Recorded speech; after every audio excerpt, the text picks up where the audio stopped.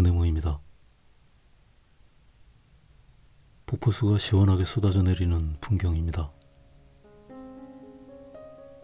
이 폭포는 저희 동네 산에 있는 폭포는 아닙니다.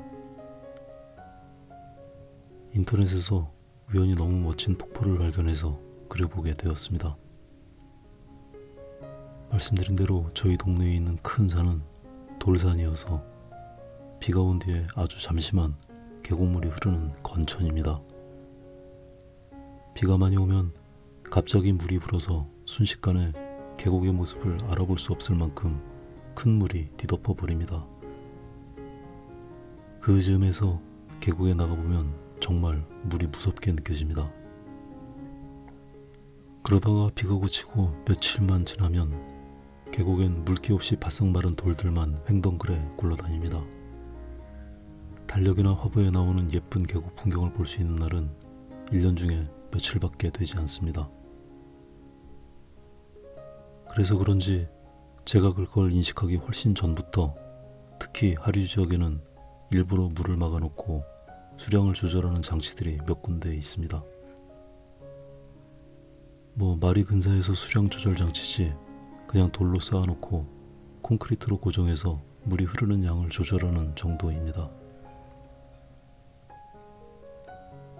그래봐야 계곡이 마르는 걸 조금 늦출 뿐이지 계곡이 유명한 산에 비하면 이 산의 계곡은 확실히 볼품이 없습니다. 요즘 기분 나쁜 일이 있는 것도 아닌데 가만히 있는 산을 가지고 시비를 걸고 있습니다. 요즘 제가 봐도 제가 왜 이렇게 삐딱한지 모르겠습니다. 드디어 은혜모에게도 사춘기가 찾아온 것 같습니다. 여러분도 잘 아시겠지만 사춘기라는 것도 거역할 수 없는 자연의 섭리입니다. 슬기롭게 이 시절을 건널 수 있도록 많은 격려 부탁드립니다. 격려에는 역시 구독과 좋아요만 한 것이 없습니다.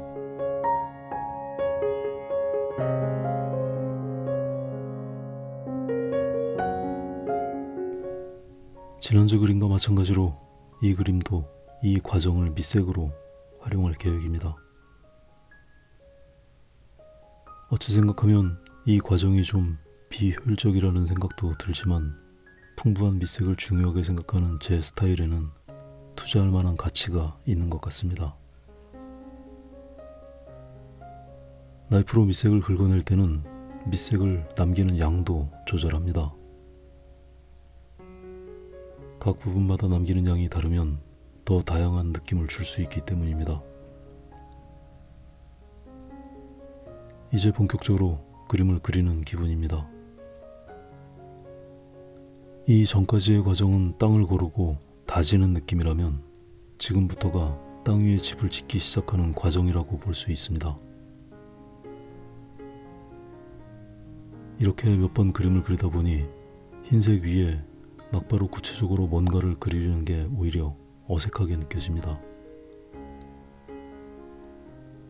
흰 종이 위에 막바로 그림을 그리는 것보다는 뭔가 안정감이 느껴집니다. 어느 정도 실수가 있어도 넉넉하게 받아주는 여유가 있는 느낌입니다. 이미 바닥에 여러 단계가 진행된 느낌이어서 다음 단계를 계획하기에도 용이합니다. 그리고 무엇보다 바닥의 칠이 아주 얇은 상태라서 덧칠을 하기에 부담이 없는 장점도 있습니다. 한 가지 단점이 있다면 중간 과정이 너무 지저분해 보여서 수습하기 귀찮게 느껴지는 분들도 계실 것 같습니다. 울창한 숲속의 빛은 아주 불규칙하고 복잡한 형상을 만들어냅니다. 조그만 그림 안에서 여러 가지 요소를 담아내야 합니다. 울창한 나뭇잎 사이를 비집고 들어오는 햇살은 물보라와 만나서 날카로운 선을 만들어냅니다. 새어 들어오는 빛에 노출된 나뭇잎이 반짝이는 것도 신비롭습니다. 물이 부서져 물보라가 공간을 가득 메워갑니다. 그 물보라에 햇살이 비집고 들어옵니다. 커다란 폭포가 떨어지고 그 밑에 작은 폭포로 이어집니다. 앞쪽에 있는 작은 폭포와 멀리 있는 큰 폭포 사이에 뚜렷한 거리감도 표현해주고 싶습니다. 이쯤 그리다 이 종이가 내가 표현하려고 하는 걸 모두 그려내기에는 좀 작구나 하는 생각이 들었습니다. 그리는 내내 작은 터치를 많이 써야 하는 게 아주 답답하고 불편한 게 종이가 작아서 그렇다는 걸 이제야 깨달았습니다. 거기다가 생각보다 쉽게 표현이 안 되다 보니 원래 계획했던 것보다 밑색을 많이 가리게 되는 부작용도 생겼습니다. 그렇다고 욕심을 내서 큰 종이에 그리는 것도 주저되는 면이 있습니다.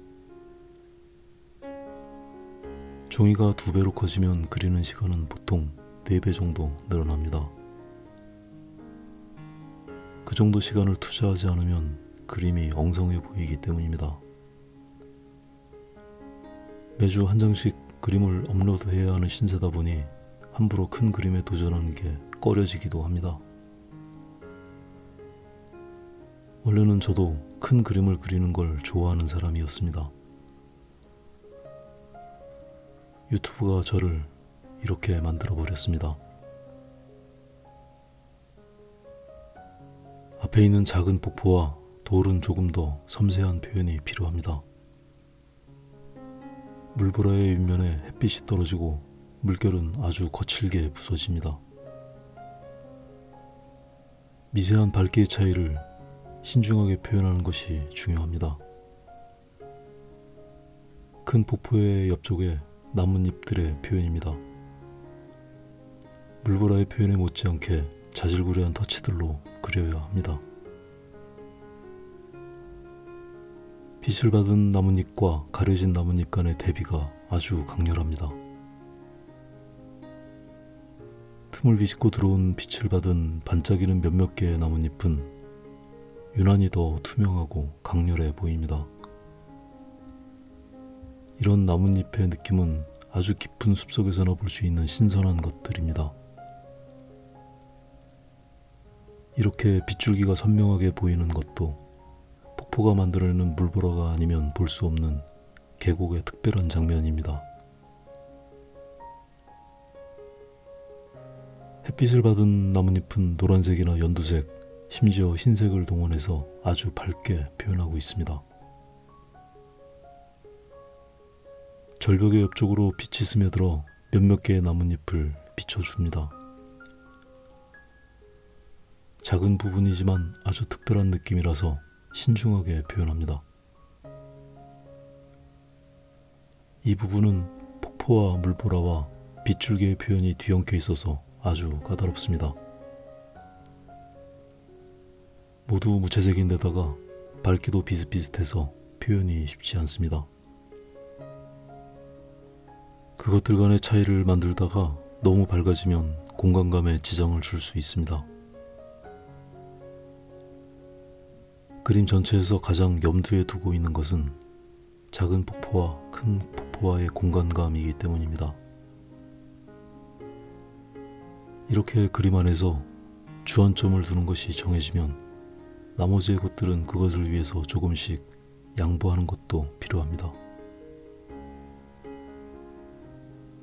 약간 덜 그릴 수도 있고 때로는 생략을 하는 경우도 있습니다.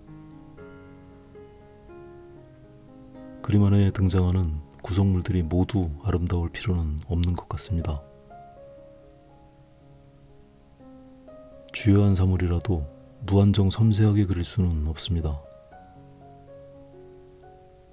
재료가 갖는 한계 때문에도 그럴 수 있지만 그것보다는 그럴 필요가 없기 때문입니다.